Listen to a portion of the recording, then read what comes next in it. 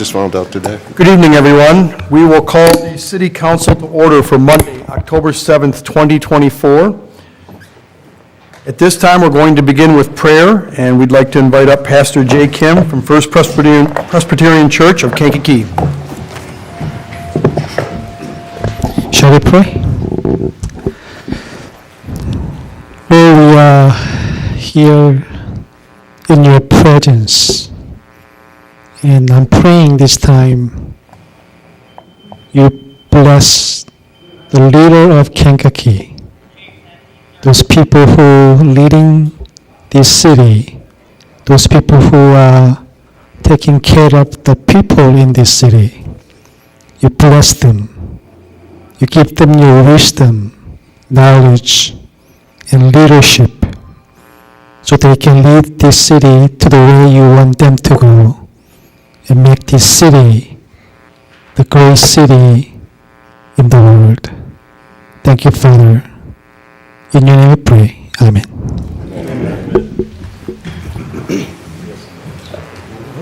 Tonight, we'd like to invite forth the students from the Kankakee Community College U.S. Naturalization Program. They're going to lead us in the Pledge of Allegiance. We are going to do it in English first, and then they, with your request, they'd also like to do it in Spanish for us afterwards. So we'll have you come on up to the front here.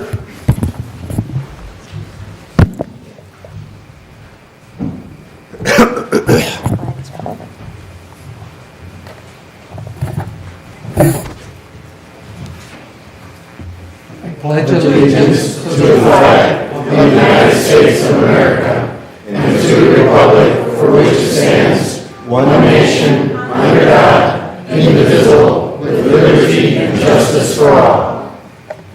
Juro glorificar la bandera de los Estados Unidos de América y a la república que representa, una nación bajo de Dios, indivisible, con libertad y justicia para todos. You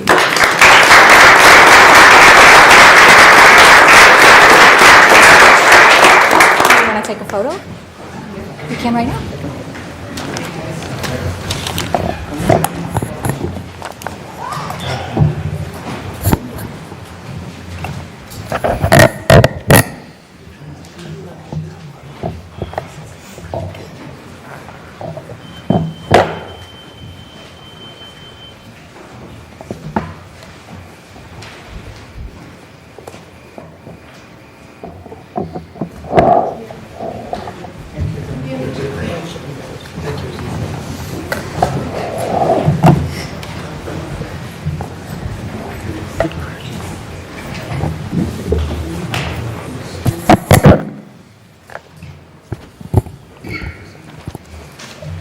Okay, tonight next is item 4, is public comments. We have none tonight. So we'll move straight on to item 5, roll call, City Council. Jones. Present. Noble. Here. Johnson. Hobbs. Here. Lewis. Here. Navarez. Here. Mazak. Present. Swanson. Tolly. Here. Osinga. Present. O'Brien. Barron. Malone Marshall.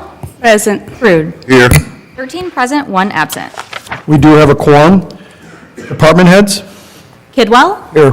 LaRoche. Here. Rogers. Here. Kubel. Present. Landwehr. Taylor. Here. Lopez. Here. Newton. Here. Bigosh. Nelson. Here. Beasley. Here. Hoffman. Here. King. Here. Croswell. Brewer Watson. Here. Thank you. Next is the minutes. Is there a motion to approve the minutes from Monday, September 16th, 2024? So moved, Mayor Curtis. We have a motion from Alderman Osinga. Do we have a second? I'll make that motion, Mayor. We have a second from Alderman Tolly. Is there any questions, comments, changes, or additions to the minutes? Seeing none, roll call. Jones. Aye. Noble. Aye. Johnson. Aye. Cobbs. Aye. Lewis. Aye. Navarez. Aye. Marzak. Aye. Holly. Aye. Osenga. Aye. O'Brien. Aye. Barron. Aye. Malone Marshall. Aye. Prude. Aye. 13 ayes, 0 nays. The minutes for Monday, September 16th, 2024 are approved. We'll move on to item 7, and that is petitions. Item 7A PB 2024-8-1, an ordinance approving a map amendment to rezone portions of Southeast Avenue, East Hawkins Street, and South Schuyler Avenue from industrial or commercial to residential zoning. And before we go through that, we are going to have Planning Director King, if you will please give us the results from the Planning Commission. Sure. It was unanimously approved at the September Planning Board meeting. The case is something that we've been doing a lot lately. We had a request come in from the applicant, and an applicant in the area to rezone their property they're selling, and it's zoned commercial. It's a single-family home. And so when we looked at the zoning around the area, there was approximately 20-something parcels that were zoned commercial or industrial. And so we did a land use analysis, and they all were predominantly single-family homes. A couple were duplexes, and there's a few that were, I think, 3 units. So that's it. If you have questions, let me know. So before you, you have an ordinance tonight. Is there a motion to suspend the rules that would allow for the passage of this? So moved. We have a motion from Alderman Barron. Is there a second? Second. We have a second from Alderman O'Brien. Roll call. Jones. Aye. Noble. Aye. Johnson. Aye. Cobb's. Aye. Lewis. Navarez. Marzak. Aye. Tully. Aye. Osenga. Aye. O'Brien. Barron. Aye. Malone Marshall. Rude. Aye. 13 ayes, 0 nays. Is there a motion to place this ordinance on final reading that would allow for the passage tonight? So moved, Your Honor. We have a motion from Alderman Barron. Is there a second? Second. We have a second from Alderman O'Brien. Is there any questions or comments? Seeing none, roll call. Jones. Aye. Noble. Johnson. Cobb's. Aye. Lewis. Navarez. Marzak. Aye. Tully. Aye. Osenga. Aye. O'Brien. Barron. Aye. Malone Marshall. Rude. Aye. 13 ayes, 0 nays. Ordinance passes. We're going to move on to item 8, and that is communications. We have several tonight. We'll start with item 8A. A presentation by the Kankakee Police Department recognizing Jana Brooks on her life-saving efforts. Chief Kidwell?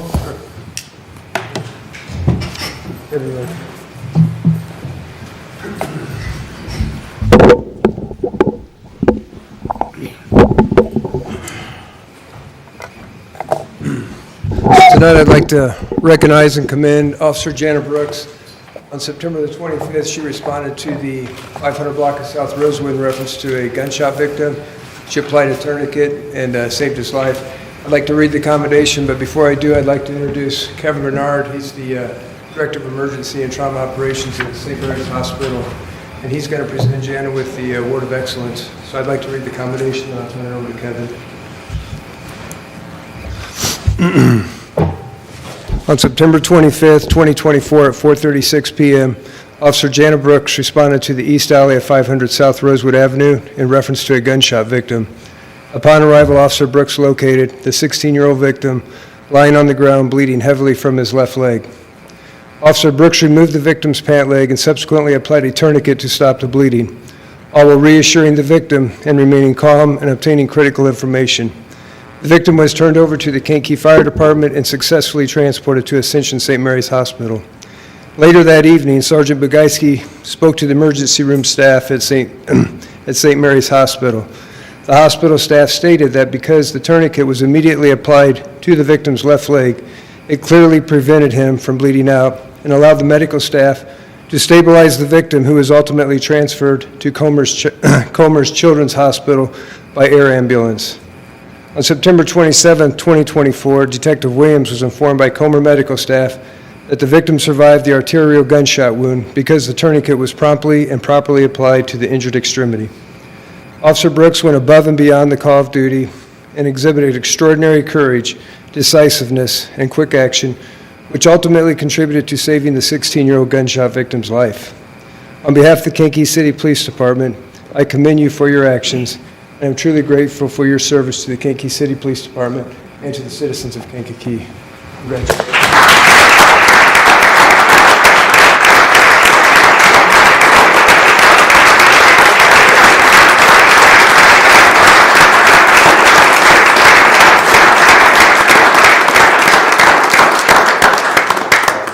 We would like to give to you a certificate of recognition for going above and beyond the call of duty And we also have a token as well, and it says, "You made a difference, but I want you to know that you make the difference."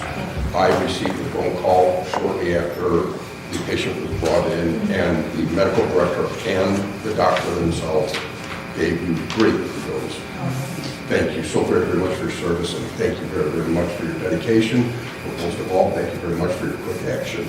Well done. Thank you.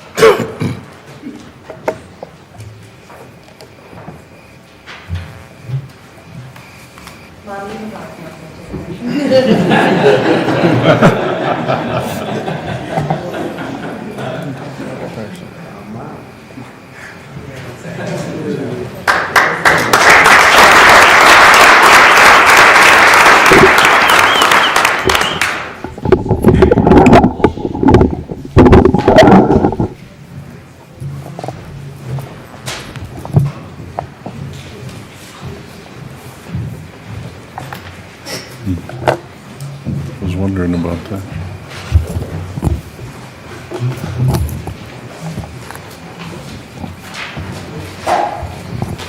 Next is item 8B. A presentation by Bob Vale from Bernardi Securities regarding the 2024 pension obligation bonds. Mr. Vale, welcome tonight. Glad to have you back. Mr. Vale's got some packets we'll help hand out here.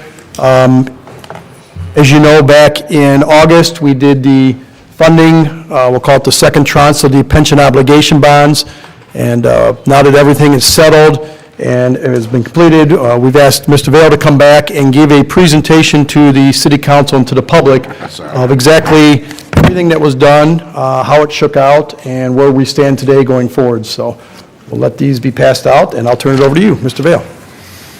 Thank you, Mayor. Fortunately, my presentation won't be quite as heroic as the last presentation. Hopefully somewhat interesting. Saved a lot of money. If you don't mind just coming up to Mike just a little bit more for the people on TV, so thank you. Yeah, so as the mayor had alluded to, I'm again Bob Vale with Bernardi Securities. Good to see everybody again tonight. Wanted to come back and give a final overview of the pension bonds that we have been discussing really since June. And I've updated some information that we've previously reviewed, and have some pretty good news in regards to how the financing turned out. We timed it, I think, pretty well. We were able to get a rating upgrade for the city and stabilize the pension funds.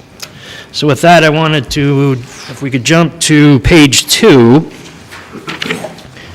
Really, this is the reason why we started the process. And if you recall, this is the second tranche of pension obligation bonds we issued. We issued the first ones in 2022.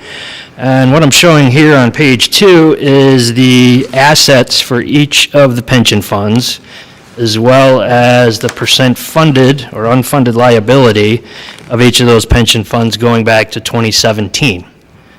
You'll see, really in 2021, before we issued the bonds, we were at a funding level of about 26% for police and 17.5% for fire.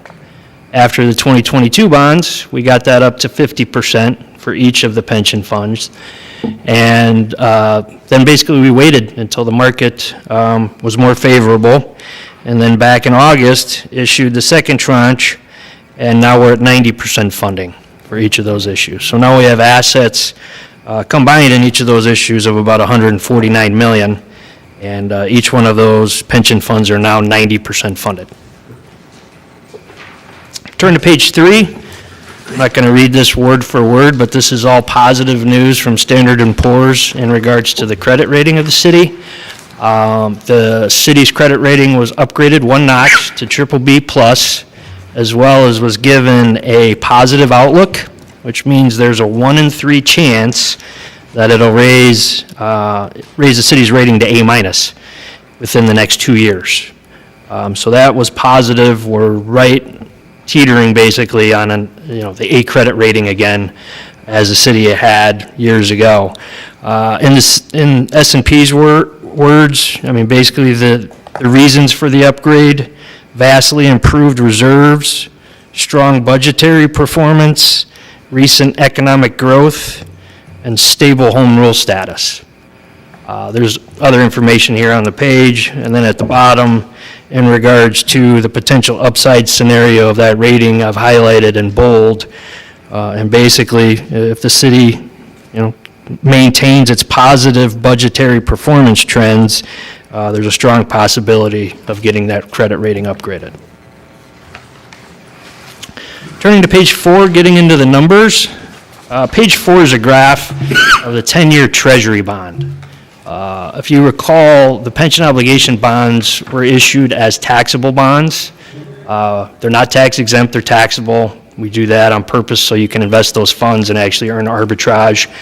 And the rates on taxable bonds follow Treasury bonds pretty similar. And what I'm showing you here is going back to April, what that 10-year Treasury rate has been all the way through to, actually last week. And you'll see August 14th, I put a box down at the bottom. That's when we actually issued the bonds, priced the city's pension bonds. 10-year Treasury rate at that time was 3.83%. Pretty low on the graph towards the bottom.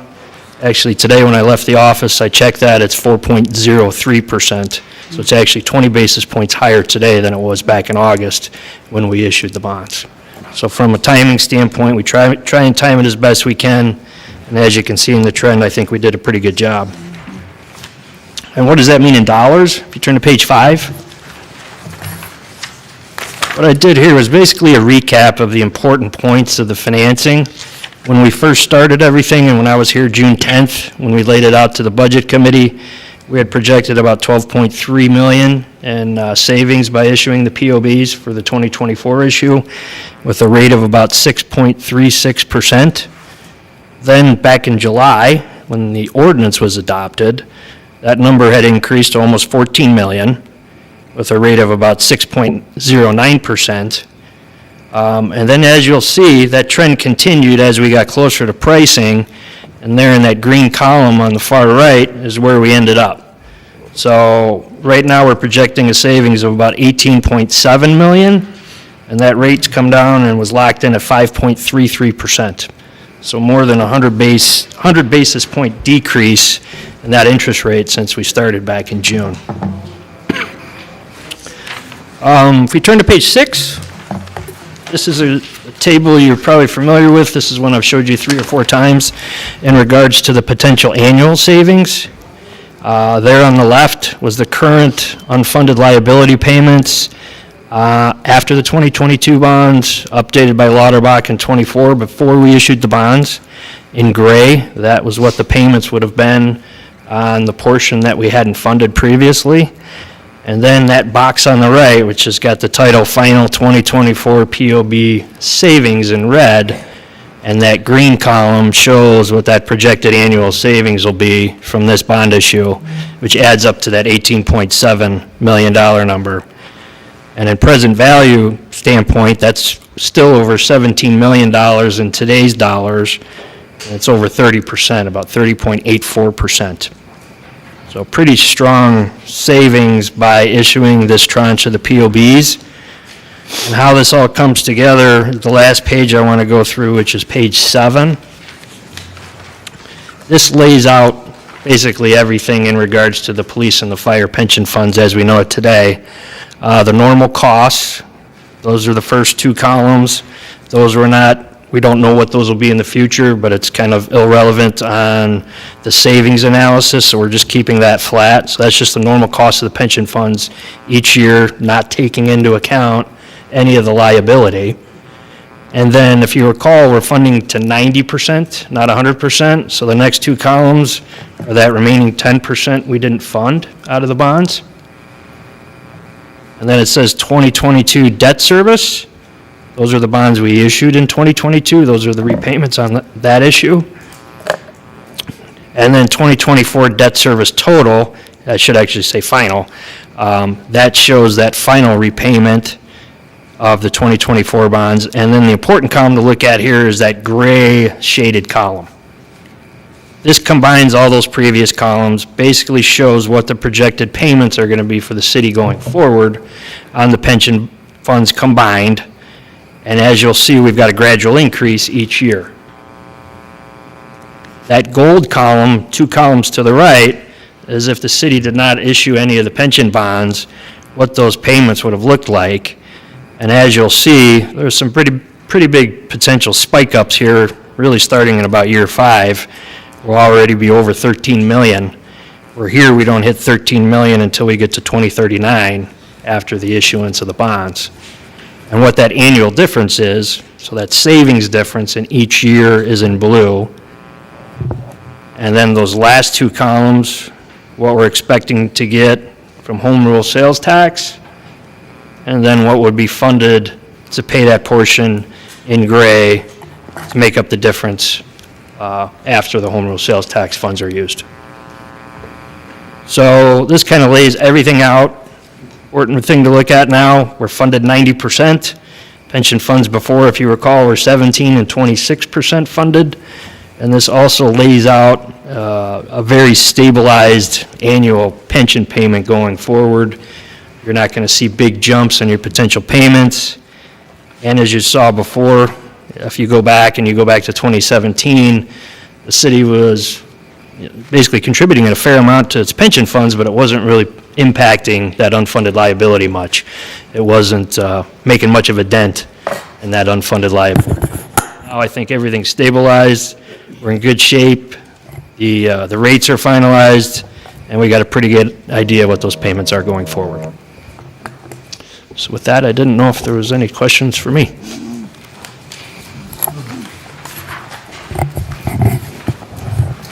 I would like to note, if you look under the home rule sales tax, we projected it at $5.5 million, and we did that to be conservative. If you've looked at our past sales tax right now, and I'll look to the city manager, but they're north of 6 million, pushing 6.2. But again, we did it at 5.5 just to be in case there's a blip in the economy or something of that nature.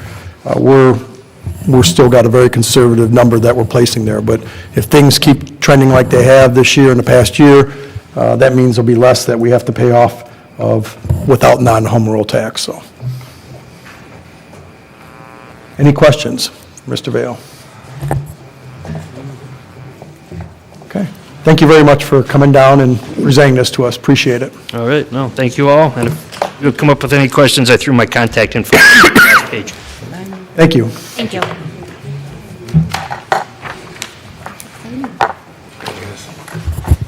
Okay. Next, we're going to have item 8C. Sure. Presentation by Johnny Graham Wicks from the Office of Violence Prevention. So we're going to turn this over to Mrs. Graham Wicks, who's over to our left over here, or my left, your right, and she's got a presentation, so we'll get the screen down.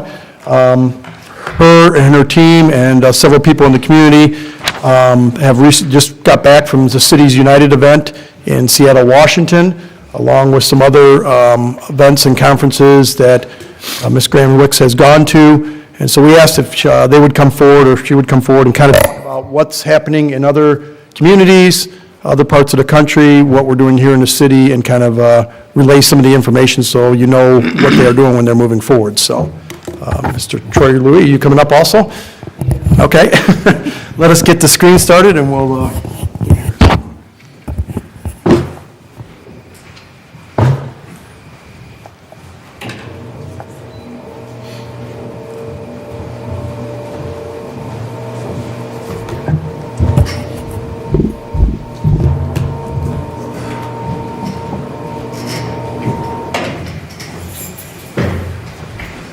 Can everybody hear me, or do I need to stand up? No, you good. I'm good, okay. So for those of you who do not know who I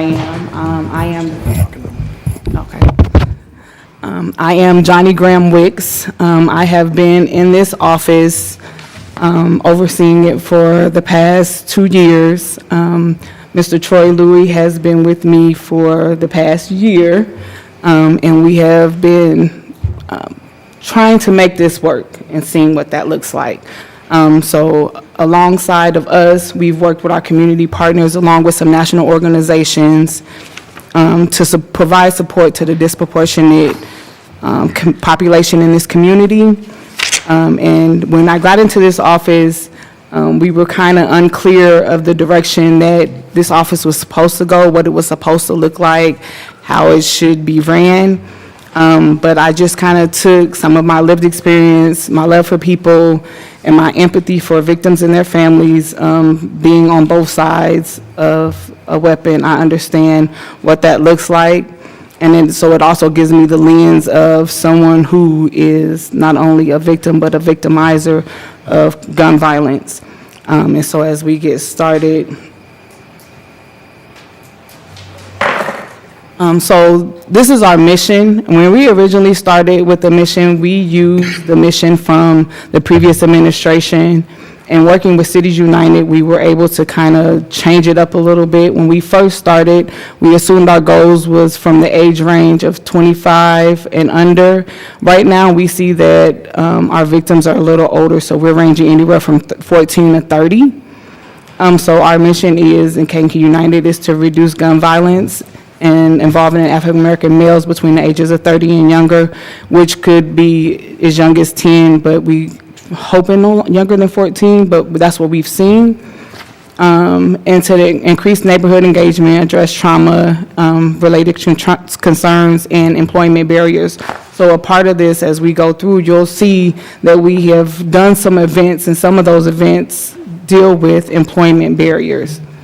And then our vision statement is that the city will engage with the community, giving abundant opportunities for residents to lead a safe and happy, hopeful life. And so in doing that, we try to give opportunities for work-related events, but we also try and help with expungements, giving you your driver's license, helping you with social security card, re-entry, and trying to make sure that people can come back into the community being productive citizens. And so as a part of our build out with Cities United, who we've been working with, under the previous administration was also working with them, but we have continued working with them. And so this is what full implementation looks like, a strategy, and you'll see that you all as council, mayor, community are all a part of this full implementation plan that requires us to all work together to be able to get this done. So in June of 2024, the Surgeon General declared that gun violence as a public health crisis. So when we see that it's almost similar, not the same, but similar to COVID. All of the resources and things that were put into making sure that you didn't catch COVID, the next person didn't catch COVID, is kind of the same format that they're looking to use for gun violence. And so as you take a step into seeing this from another lens, and we're hoping that you'll be able to understand the importance of this work. So public safety redefined is how the CVI ecosystem works. So it is broken down into 3 areas, and in those 3 areas, we deal with a couple different things. So interrupting the cycle of violence, dismantling systems of inequity, and investing in infrastructure. So that's a really big piece, and I know Mayor Curtis is really looking into investing into the community, especially when it comes to the east side, where we have a food desert, and we know that we need some of those additional resources for people to feel like they belong and they are included.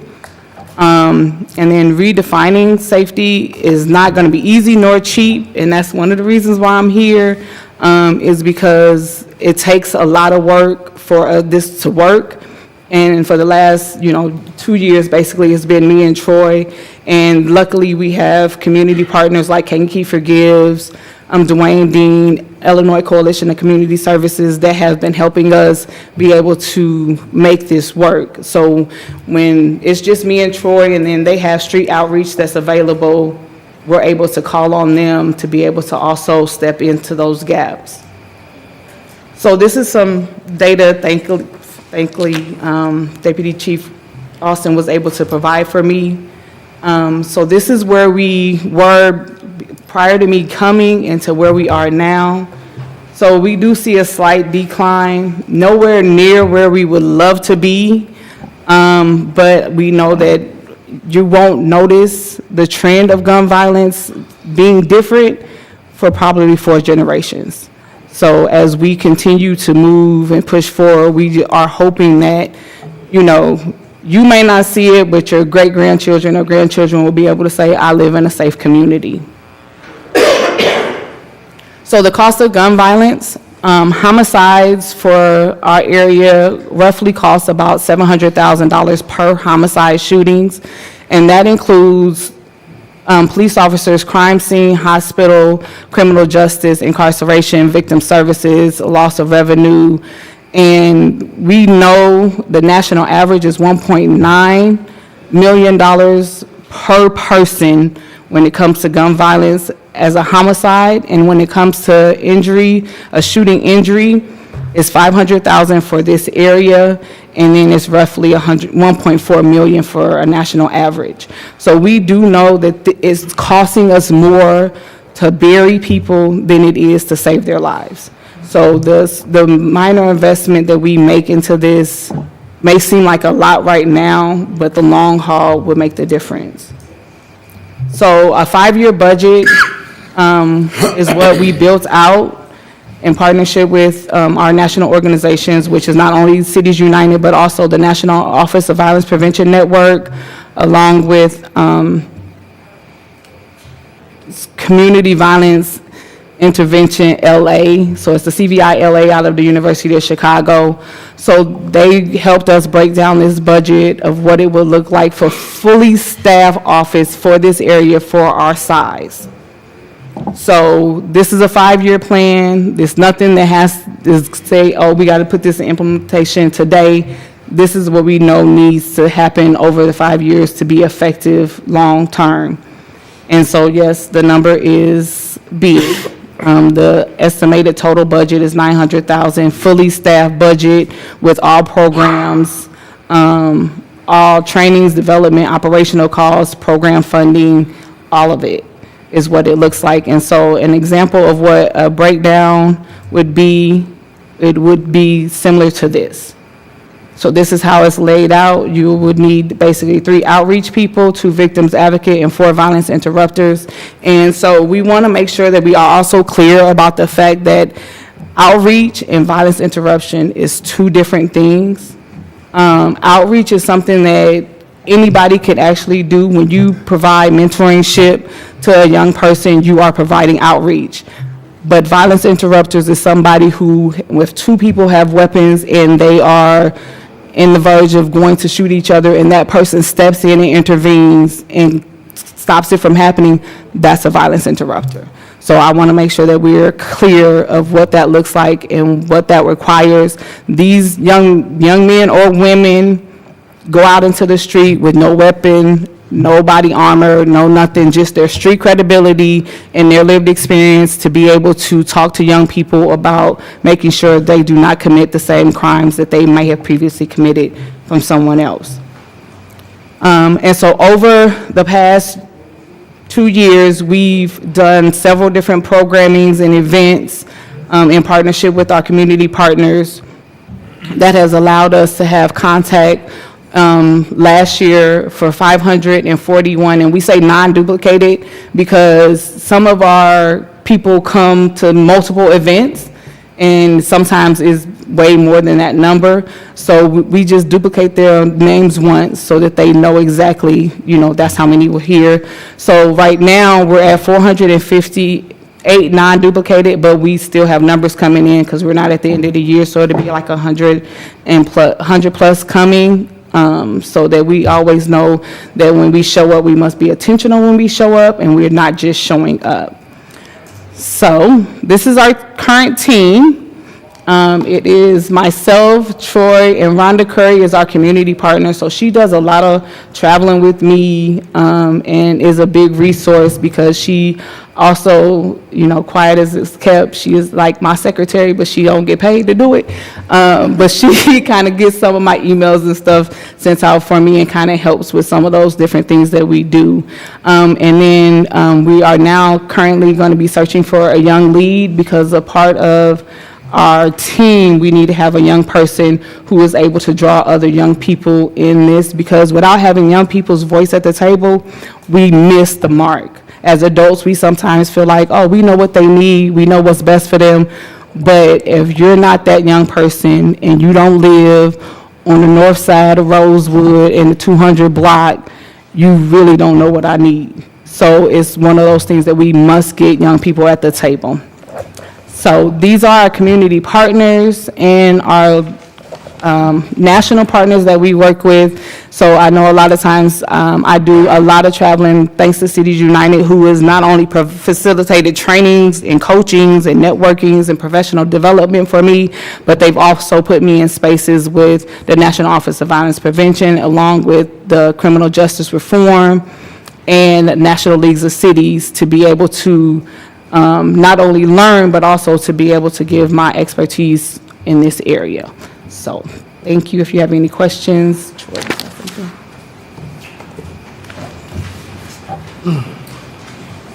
Anybody have any questions for, go ahead, Troy. A part of our jobs is to build authentic relationships, and it's kind of hard to, with it just being us two in the office. I know for myself and Johnny, we tend to make sure we're leading from an authentic approach with each interaction, whether that's adults who suffer from gun violence or teens in the area. So more funding would definitely benefit our office.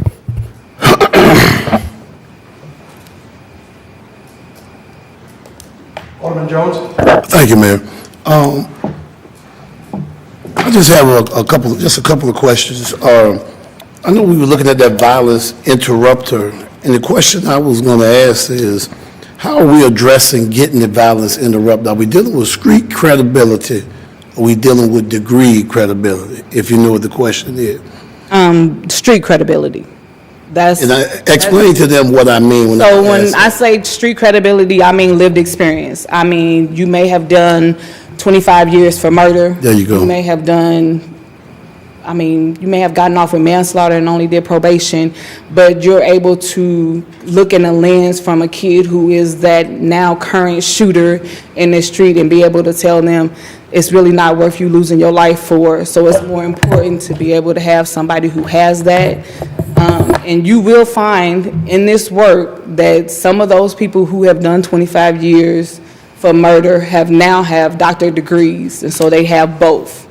But if they do not have that lived experience and that street credibility, it's going to be really hard for a young person that's on the street to be able to see what they have to say. So are we aggressively, I see y'all too, are we aggressively trying to hire someone, and what would that salary, I saw a lot of things, what would that look like for someone, because I don't know, I might be ignorant asking the question, but I'm trying to get some understanding of what it would take, because some people may be interested, but, what would the salary look like if we have to look at it from a budgetary standpoint, upcoming years?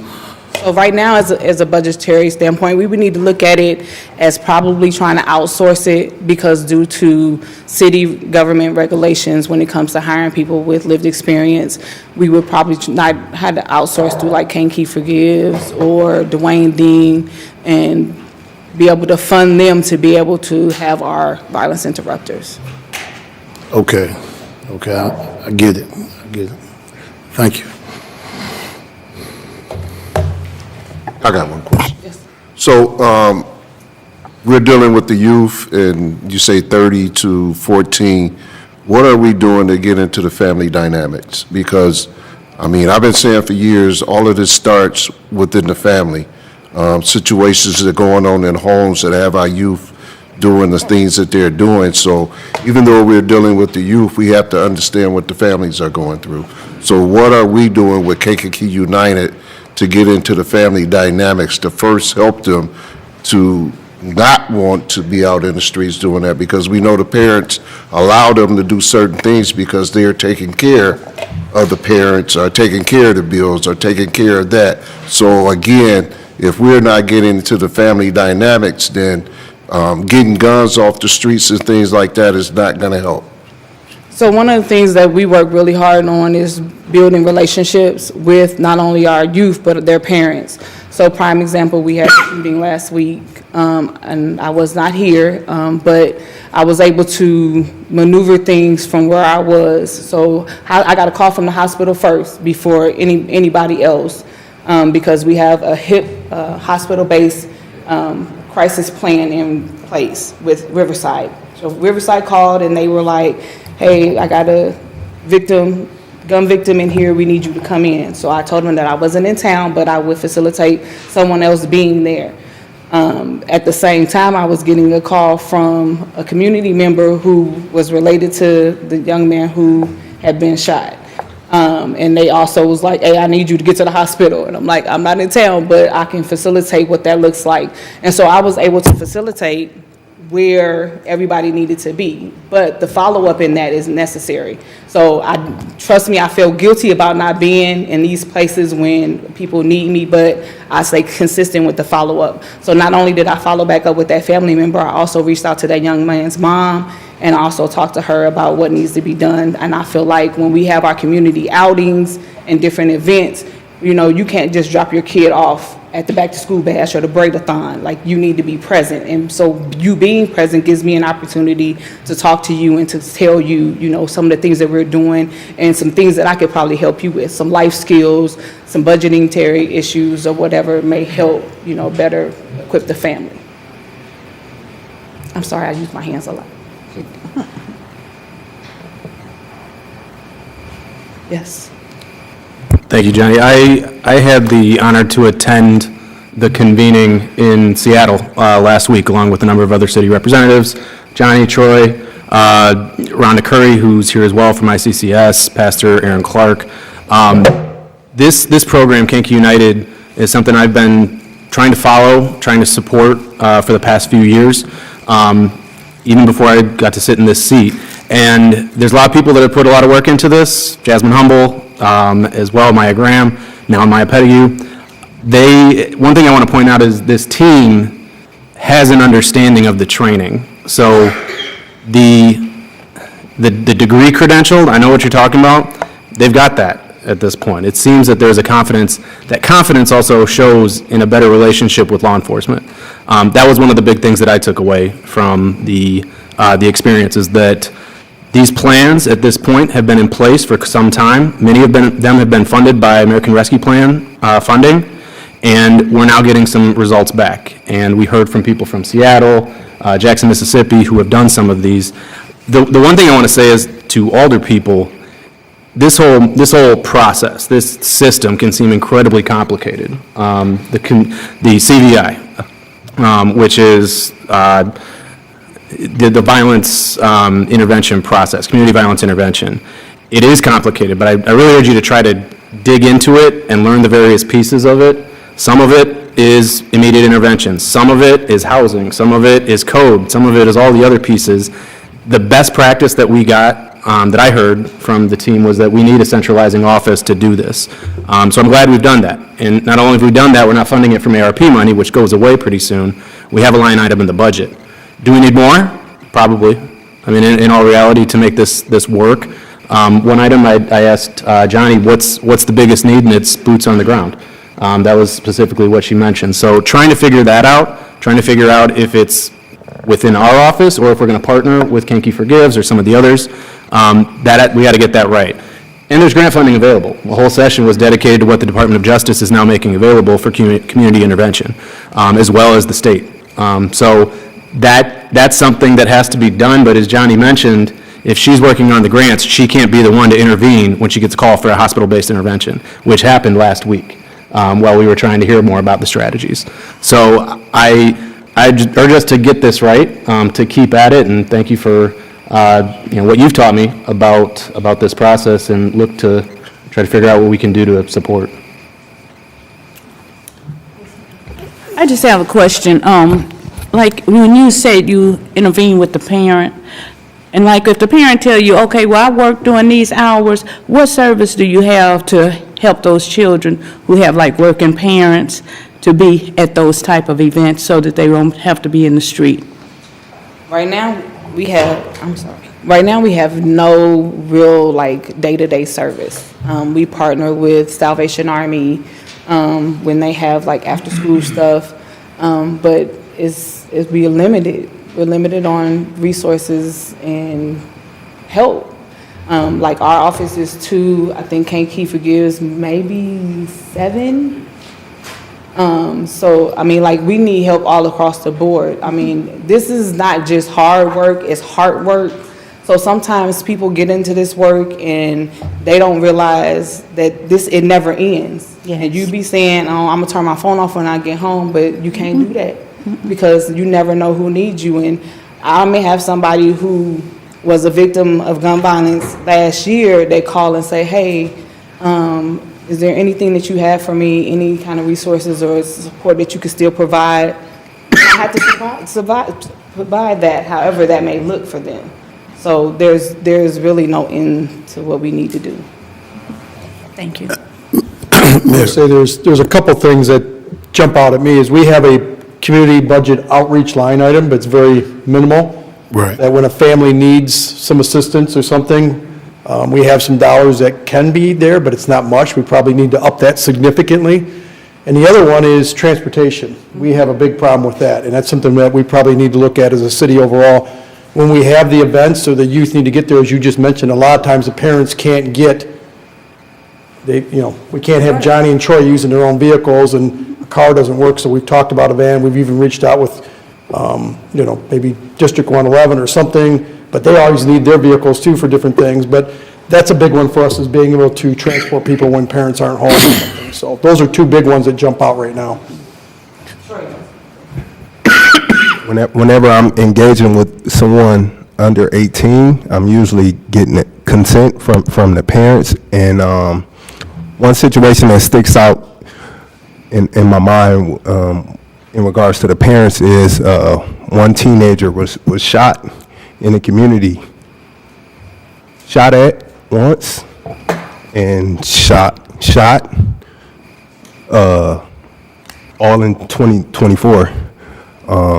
Our action plan was, during the second time, was to go to the house. Mayor, you had went with us before, and each party, staff as a party, is given an action plan. So rather it's Johnny has a parent, I have the younger sibling who was traumatically touched by, might have seen the incident happen. So everyone, it's all hands on deck. Same goes with our community partners, Kankakee Forgives, Dwayne Dean. Thank you. Mayor, thank you. I saw something, one thing I really, and I guess you got to deal with it, what are we doing about maybe employment? Because I'm assuming that a lot of our youth need money, and they need something to do. And I'm assuming, being out there with them, it's a good piece right now when they get to be 12 and 13 with no jobs and nothing. I saw that age say 14. I like that 10. I heard that 10. That 10 sounded real good to me because of, what's really going on. And I love having these conversations. But that employment piece, how in the world what can we do? Because they're going to need jobs, and I think that'd be a lot. I don't want them on the corner selling whatever, and I'm going to keep it real, I know what goes on, and they know when we see them in areas, y'all know we go everywhere. When I say we everywhere, all of us, and we know what's going on, and I don't like to see 12 and 13-year-olds places they shouldn't be. And, you have conversation with them, but what could we do as a city to create employment? I don't know, I'm asking. And, what did you gather when you came from out there, when y'all was there? Because that's got to be a piece that's involved with it, because economics is really a big deal. I mean, I'm telling you right now, it's going to be money. If we all do all right, maybe sitting here, but a lot of people don't. And, I hate to be going inside that courthouse, and, definitely where the money is made in. Lawyers going to make money, judges going to make money. and we could have put the money maybe in them, while they were younger, because either way it go, it's gonna be spent. Somebody's gonna spend it, whether we, pay for it on this side or the other side, but, I'm really fully engaged in this. This is a huge deal, because I choose to live in Kankakee, and, I don't run from it, and I do not want my kids, because I love them all, I do, I don't lie a lot, say I ain't gonna deal with it no more. Well, I just can't do that, like you say, you can't turn your phone off, can't turn your heart of compassion off, it's something that we gotta do, but that was a piece I was thinking about. Can they work, or what, that's why I'm real big on us making sure that we do it for the summer. But after the summer ends, then what we got for them, when they come out of school, where can they go? I'm asking. So there's I feel like I'm bending down here, but there's a couple things there. So the youth that are 10, 11, 12, 13, 14, that's a little difficult because you've got, 16, you can work at 15 with some documentation and some things. Right. We've got the summer program. As we talked about at the ARPA meeting with District 111, if you remember, we did fund the Youth Empowerment Program. In speaking with them, we just had to change the title just to make sure it's allocated properly, but takes council consent, but I made a commitment that those funds would stay there for youth employment. So that's one way within the school district that they can provide some things there. If they're graduated or north of 18, we get a lot of calls, and I do try to point them myself or other people in different directions within the community. There are some places out there that will hire 18 with just a high school education or a GED and pay very well. I'm going to say it out there. Joe Short Milling's one. Okay, they've said it's very simple. You need a GED or a high school graduation diploma. You do have to be drug-free, and that's our only requirements. And within a year, you can escalate almost a 30% raise within a year if you stay with it. It is some different shifts. I mean, some of it's second shift and third shift, so it's not the most ideal, 8 to 5, but it is a job to start with. So there are other communities that are trying to hire within Kankakee that we do try to point if you're over 18. But from the youth standpoint, if you're in school, you can't work full-time. If you're under 16, it gets a little difficult. I think that's where we have to partner with the job training program that District 111 was doing. Okay. Thank you, Mayor. Thank you, Rhonda. Director. But then KCC also has programs, work studies, where they actually pay the kids to go to school as well. But then transportation we find to be also the additional issue, because if it's not, buses are not running in the area where the jobs are, then it's like, how do they get to the job? So it's a couple different barriers, but I feel like if we could kind of get everything ironed out, I think we can make it work. Okay. And I was just going to add that, sorry, I was in the back with a little tickle, so I didn't want to come up. But so WIOA, we work with workforce development through KCC, as Johnny said. We have like a youth referral guide and a youth employment guide that we try to link youth to different agencies and things like that are hiring, just to keep them aware of opportunities for them. We try to update that every 2 months and get that out to our networks. But we are, and as you'll see, the room is full with orange and a couple various colors, those rows back there.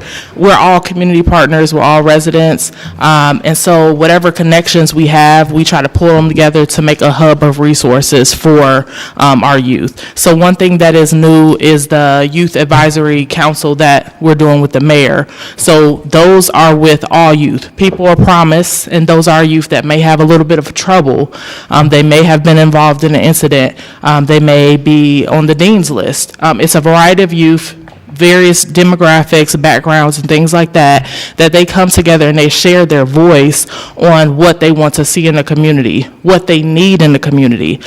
So we're not just doing what we want to do and say, hey, we want to take you skating. We're hearing that from the youth, and we're applying what they want to give them back to them, so that they feel like they have a voice, that they also have a connection to the mayor. Some of them have personally called the mayor to talk about different concerns or even opportunities, and connected with them.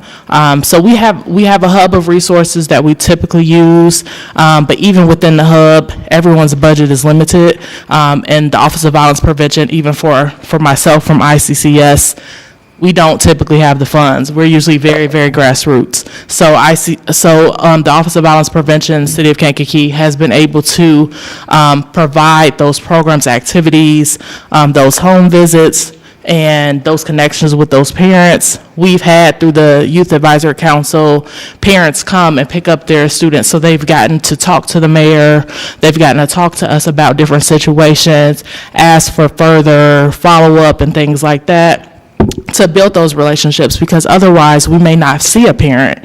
Partnering with the Justice Academy and their after-school program is one way that we try to partner and have mentor. We had the Man Up program and Pretty Tough, which were two programs that were collaborative with people from the community in the public library.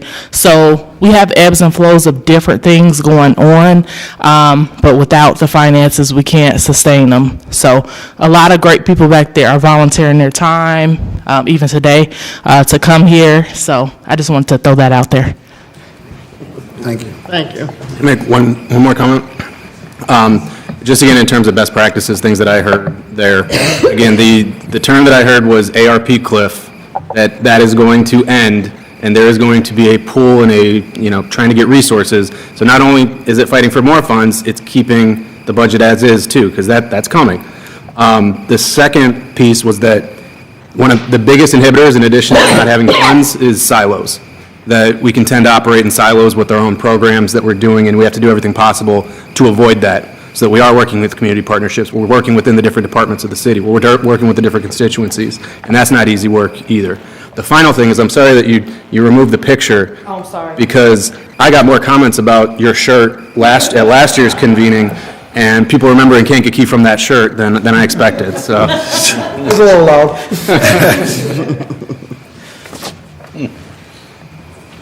Did you guys want to see the shirt?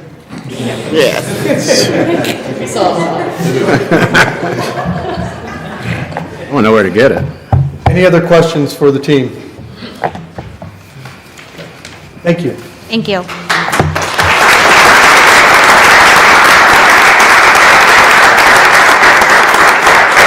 job.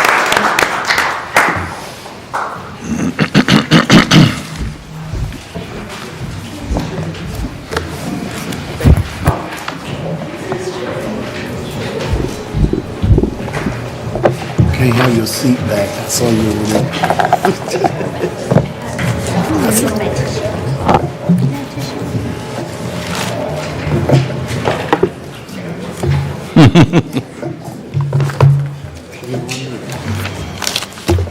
Never said anything.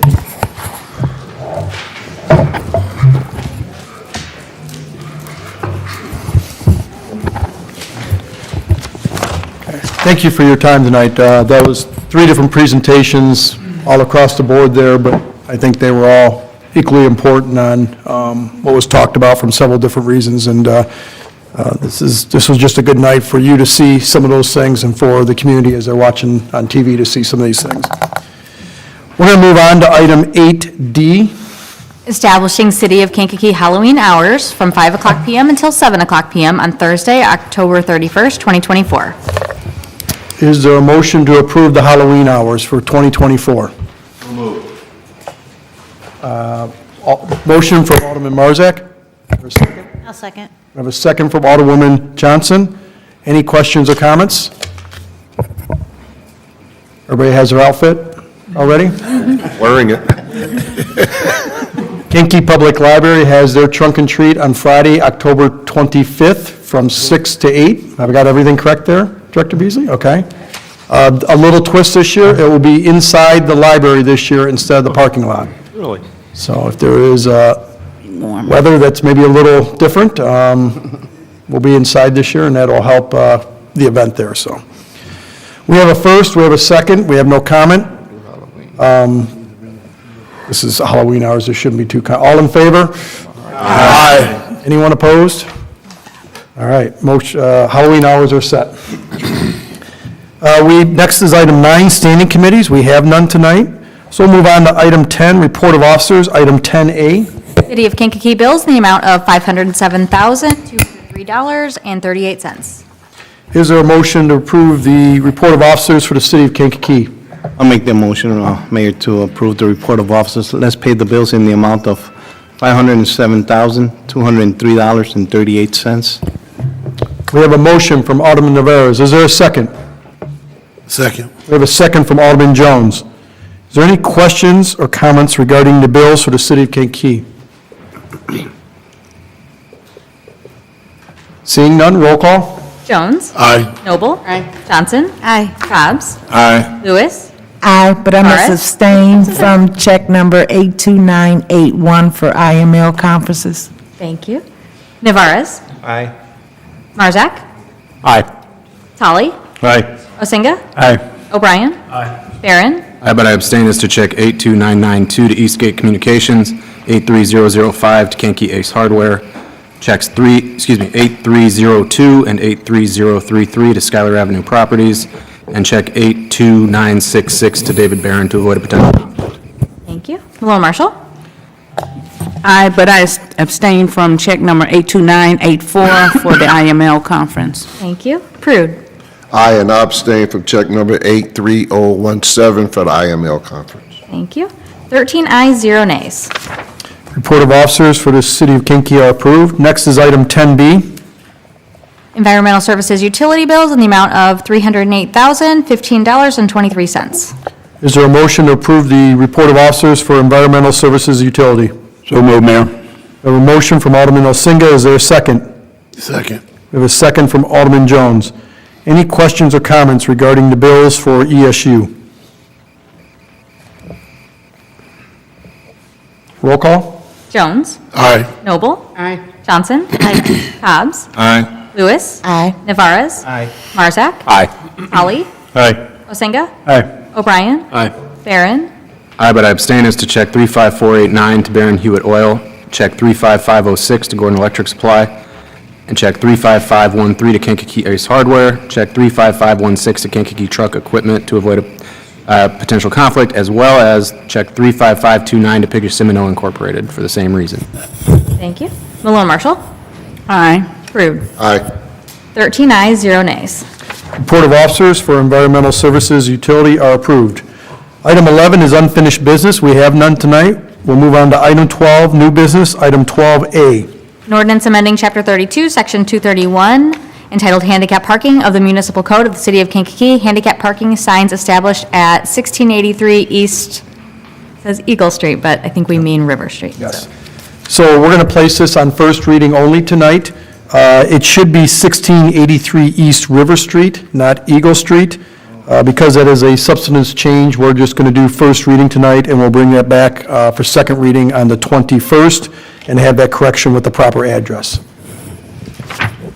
Next is item 12B. An ordinance declaring certain property surplus of the City of Kankakee in the Kankakee Police Department and authorizing the sale thereof. Before you, there is one surplus item, I believe, Chief Kidwell, a 2018 Ford Explorer, correct? That's correct. And Police Department is looking to surplus that vehicle. So we're looking for a motion, well, it's an ordinance, so, looking for a motion to suspend the rules for the passage of this ordinance tonight. So moved. I have a motion from Alderman Osinga. Second. Second from Alderman Marzak. Roll call. Jones. Aye. Noble. Johnson. Aye. Cobb. Aye. Lewis. Did you hear me? Aye. Navarez. Aye. Marzak. Aye. Tolly. Aye. Osinga. Aye. O'Brien. Aye. Barron. Aye. Malone Marshall. Aye. Prude. Aye. 13 ayes, 0 nays. Is there a motion to place this ordinance on final reading for passage tonight? So moved, Mayor. We have a motion from Alderman Osinga. Is there a second? Second. Second from Alderman Marzak. Is there any questions or comments? Alderwoman Malone Marshall. What's wrong with the 2018 Ford Explorer? I'll turn it over to Chief Kidwell. The engine needs about $10,000 worth of repair. It's got 150-some thousand miles, so it's, wouldn't be worth repairing. Thank you. Any other questions or comments? Alderman Marzak. Going to scrap it or put it up for auction? It's going to auction. Any other questions? Roll call. Jones. Aye. Noble. Aye. Johnson. Aye. Cobb's. Aye. Lewis. Aye. Navarez. Aye. Marzak. Aye. Holly. Aye. Osenga. Aye. O'Brien. Aye. Barron. Aye. Malone Marshall. Aye. Rude. Aye. 13 ayes, 0 nays. Ordinance is approved. There are no appointments tonight. We'll move on to item 13, motions and resolutions. Item 13A. A resolution authorizing the purchase of empty lots located at 446 East Willow Street in the 200 block of North Harrison Avenue, in the 700 block of Park Avenue, and next to 1590 Grinnell Road. So, as you've seen, some of the yellow signs that are out in the community right now with the tax sales that are happening out there, these next three resolutions have to deal with that. The city has the ability to purchase some of those straight up, and I believe the cost $812. Am I correct, Director Brewer-Watson? Okay. We've got three different ones here. Item A is, we just got the contracts today for these three from the trustee, or these four. But this is authorizing us to purchase and enter into each one of these at $812. The reason behind these four in particular, the one on Willow connects to a property that we already have and maintain right now. DPW takes care of it. So that's at Willow and Harrison. It would just allow for a bigger lot there that we could get to somebody in the future, but it's basically a half lot that is being maintained by DPW now. So that's why we thought that. The North Harrison is actually a lot next to what we own now, where Code's at. So the Code across the street from the building there has the asphalt parking, different things. There's a lot that is just vacant that we mow, and that would, could be just tied into the Code building and the ESU building over there with the parking lot. Park Avenue is a small vacant lot that also is a grass area between the alley and a house that we own on Park Avenue there. It's small enough that probably a house could never be built. I'm even going back to when Mr. Doyle was here. Talked about, we've been mowing it forever. He just said that should be just combined with that house, whatever we determine to do with the city house there, whether somebody takes it and rehabs it or we maintain it. It just is a natural fit there. And then the last piece is along Grinnell Road. There's a railroad spur there that the planning, Mike Hoffman started working with and Director King is now working with. There's a rail spur that goes back to Dow Chemical. Part of getting that spur, Dow would like to take it over, but there's a piece that the city owns, a part of the spur. There's a piece that another person owns that we're reaching out to, and there's this piece on the tax sale. So we would grab this and make it part of the city portion that we own. If Dow Chemical needs it in the future, we would talk to them about either some reimbursement, or if they're going to be expanding or something, or some needs there, we'll just come back to you and see if it's something that we'd want to give to them. So these four properties, they sent us a list of a lot of properties that maybe make some sense for us to purchase. These were the four that we thought made the most sense for the city of Kankakee. One, we're maintaining them all already now, and it just allows us to be a little more nimble in the future as we try to exit from some of these properties that we maintain. As I mentioned, we did not get the sales contracts for these until today, or they came late Friday afternoon. So we just put this together as a resolution authorizing us, subject to legal review, to enter into sales contracts for these purchases before they go to tax sale. So I'm looking for a motion to purchase these four properties at a cost of $812 each. So you're roughly looking at about $3,200 to purchase these four lots. So moved. We have a motion from Alderman Marzak. Is there a second? I'll second. We have a second from Alderman Malone Marshall. Is there any questions or comments? Question. Alderman Prude. So the one at 446, the lot that's next to that, that'll be added, just make it one lot? Yeah, so, And will the sale be at the 800, or will it, we buying that half a lot, we already own the other, so it will be combined as one for one sale? We own the corner right at Willow and Harrison there. Yeah. The back part is the trustee's sale, so we'd purchase it for $812, and then that would be two lots there, but we'd control all that along Willow Street there. Okay. So if somebody has interest, we'd be open to talking, whoever wants to do with it. Our goal is ultimately not to mow these, but we're already mowing it already, so we might as well just make that a bigger lot there. Okay. Alderman Jones. Yes, sir. The one on 700 in Park, is that the one you talking about by the alley? It's right across the street from Pioneer Park to the east. It's a 2-unit. It was used by the city of Kankakee for many years for relocation house when they went and did the lead program. Okay. They would go and put a resident in there for whatever it took, a week, while they did the windows and stuff. Somewhere along the line, right before I came in office or something, there was a major water leak there. It's in pretty bad shape right now with mold and has to be completely redone. It would take a lot of money to fix it up. It's a nice unit, it's probably one's savable, but it would just make it a bigger lot for that, whatever we determine to do with that house. Yeah, okay. I think I know where you... Any other questions or comments? Roll call? Jones. Aye. Noble. Aye. Johnson. Aye. Cobb's. Aye. Lewis. Aye. Navarez. Aye. Marzak. Aye. Polly. Aye. Osenga. Aye. O'Brien. Aye. Barron. Aye. Malone Marshall. Aye. Prude. Aye. 13 ayes, 0 nays. Okay. We will get those into contract and proceed with those. Next is item 13B. A resolution authorizing the execution of a contract for the purchase of the property located at 355 West Station Street, Kankakee, parcel number 160932335018 from Kankakee County as trustee at a tax sale for the amount of $797. This is a property the city's been working on for several years to try and gain control of, whether through the land bank or through ourselves. There's 3 homes. If you're familiar with West Station, there was an old bar there. There was a house next to it. This is an abandoned house. It has had squatters in it. It's had a fire in it, I believe. It's a really eyesore. We've been trying to get it for years. It came up on a tax sale. This is an opportunity that we can get this for $797, and the goal is to demo that property and tear it down. It's unsavable, and this would allow us to get in our hands very quickly and start the process of tearing that down that we've been trying to do for the last 2 to 3 years. So we're looking for a motion to approve the resolution to purchase this from the trustee from the tax sale. We have a motion from Alderman Navarez. Is that correct? Yes. Is there a second? Second. We have a second from Alderwoman Lewis. Any questions or comments? Roll call? Jones. Aye. Noble. Aye. Johnson. Aye. Cobb's. Aye. Lewis. Aye. Navarez. Aye. Marzak. Aye. Polly. Aye. Osenga. Aye. O'Brien. Aye. Barron. Aye. Malone Marshall. Aye. Prude. Aye. 13 ayes, 0 nays. Resolution is approved. Next is item 13C. Resolution authorizing the execution of a contract for the purchase of the property located at 1068 North Schuyler Avenue in Kankakee, parcel number 160932202017 from Kankakee County as trustee at a tax sale for the amount of $797. So the best way to explain this parcel, this is the quarry. It sits off of North Schuyler Avenue next to the Park District on some properties there.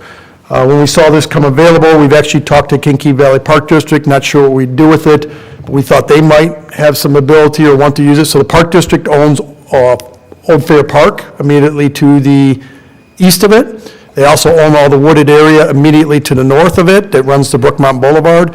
And then this is immediately east of Jones Funeral Home, where they have some of the parking on the east side of Schuyler Avenue there. It is about 6 acres. Most of it is quarry, like you'd see at Bird Park. There is some land area that could be used potentially for storage. What we looked at is we're not sure what we'd do with it, except for that, at one point, I thought it might, I was thinking there was a way if we cut that, opened it up, it might be a more aesthetically pleasing entrance to North Schuyler Avenue coming in, like you see Bird Park towards the west there. It might be difficult to see unless a lot of trees were cut over by Brookmont and all, but we saw as an opportunity that we could control it, whether it's a partnership with the Park District, whether we use it. I talked to Mr. Lopez about even having a place to be able to store some things in a fenced area if we need to, or just be able to even clean it up and maybe make it more aesthetically pleasing. But we saw, again, the opportunity at $797. Let's at least control maybe a potential eyesore that's in the city of Kankakee that we could do something with. What the options are, we're wide open, but we just saw as an ability to control that as whether it becomes a asset for aesthetic purposes or it becomes an asset that we utilize or we partner with the Park District. So I'm looking for a motion to approve that property at a cost of $797. So move. We have a motion from Alderman Prude. Is there a second? Second. We have a second from Alderwoman Malone Marshall. Is there any questions or comments? Seeing none, roll call. Jones. Aye. Noble. Aye. Johnson. Aye. Cobb's. Aye. Lewis. Aye. Navarez. Aye. Marzak. Aye. Polly. Aye. Osenga. Aye. O'Brien. Aye. Barron. Aye. Malone Marshall. Aye. Prude. Aye. 13 ayes, 0 nays. Resolution is approved. Yeah. So these are just, again, all parcels that we just feel that the city in their control can help moving forward. Okay, we're going to move on. We do have a need for an executive session tonight under 5 ILCS 122 C11, pending or imminent litigation. Is there a motion to go into executive session? So moved. We have a motion from Alderman Marzak. I think I heard a second from Alderman Holly. Roll call. Jones. Aye.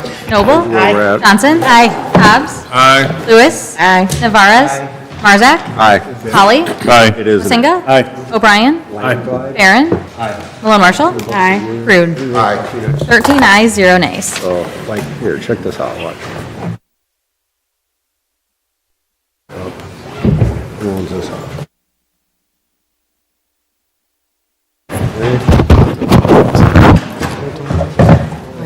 I don't know, see that?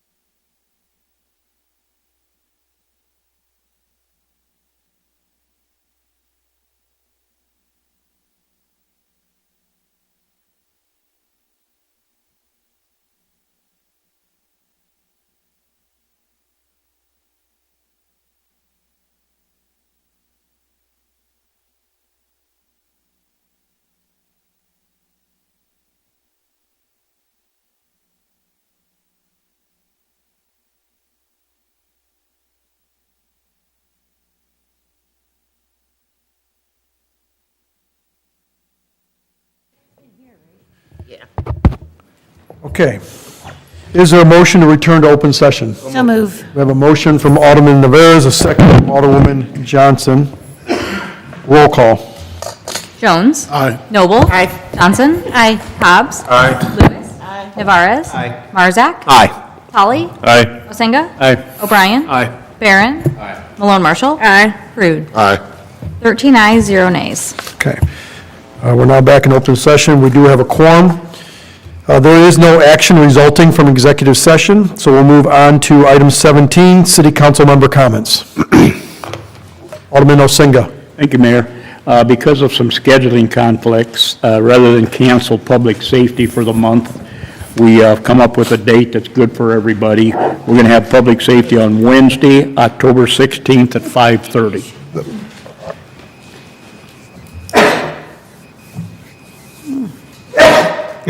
Bless you. God bless you. See what you did, Larry? Allergic to you. Would you like me to repeat that?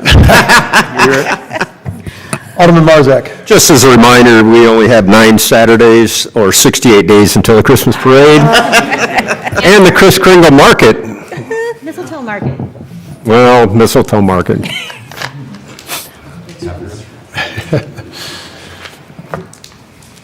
Alderwoman Noble. I just wanted to say that Ricky Rockets is becoming a very, very busy intersection. When you're coming from the high school and there's no arrow that allows people to turn to the east, and the citizens are a little bit concerned about that. So Let me talk to Neil about that. Yeah, it's, the dilemma we have there is that is designed somewhat for when the interchange gets redone in the future. So it's a horrible design right now. We're in the middle of Ricky Rockets development and exit 312. And when exit 312 gets done, everything's going to line up just perfect with all the right arrows and traffic lights. But we're still probably 2 to 3 years away from that. So let me talk to him and see if there's anything he can do with the lighting. Okay. Oh, Mr. Newton.